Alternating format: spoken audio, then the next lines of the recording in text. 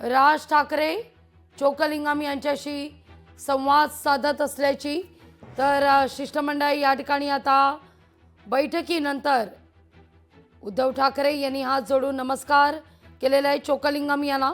त्यामुळे बैठक संपल्याचे संकेत पोहोचतायत। या बैठकीत नेमकं काय घडलं या सगळ्या विषयीची स्पष्टता आता वाय.बी. चव्हाण सेंटरमध्ये येईल।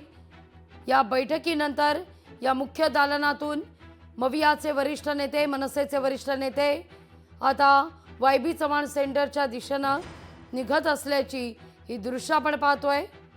चोक्कलिंगम यांना निवेदन सादर करण्यात आलेले आहे।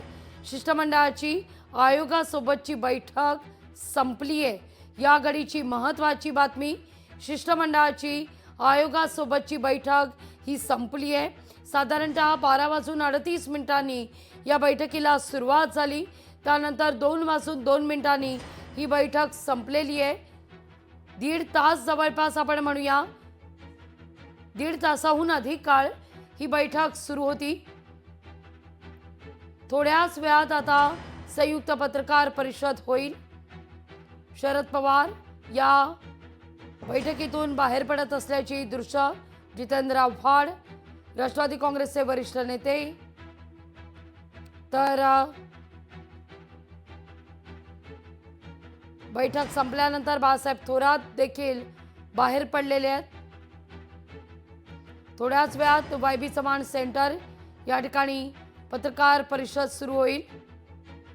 या घडीची महत्त्वाची बातमी, शिष्टमंडळाची आयोगासोबत असलेली बैठक संपली आहे। मीनाक्षी, बैठक आता संपलेली, आता सगळ्यांच्याच नजरा वाय.बी. चव्हाण सेंटरमध्ये। बैठक संपली असली, या बैठकीतून शरद पवार आणि बाळासाहेब थोरात बाहेर पडले असले तरी देखील बैठकीच्या आतल्या दालनात अद्यापही ठाकरे बंधू उपस्थित। निश्चितच लागवी ही बैठक आता संपलेली आहे। निवडणूक आयोगाचे आयुक्त, सगळेच अधिकारी जे आहेत त्यांच्या उपस्थितीमध्ये सर्व पक्षीय नेत्यांची ही बैठक झालेली आहे। त्यामुळे एक एक नेते जे आहेत ते आता बाहेर पडताना पाहायला मिळतात।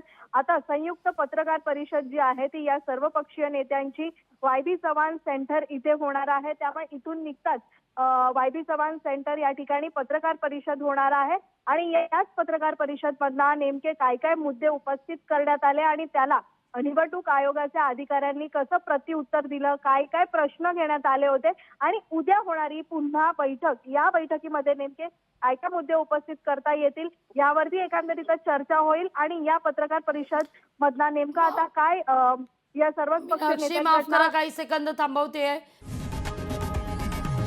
लोकशाही मराठी ऐका, पहा, जागरूक रहा।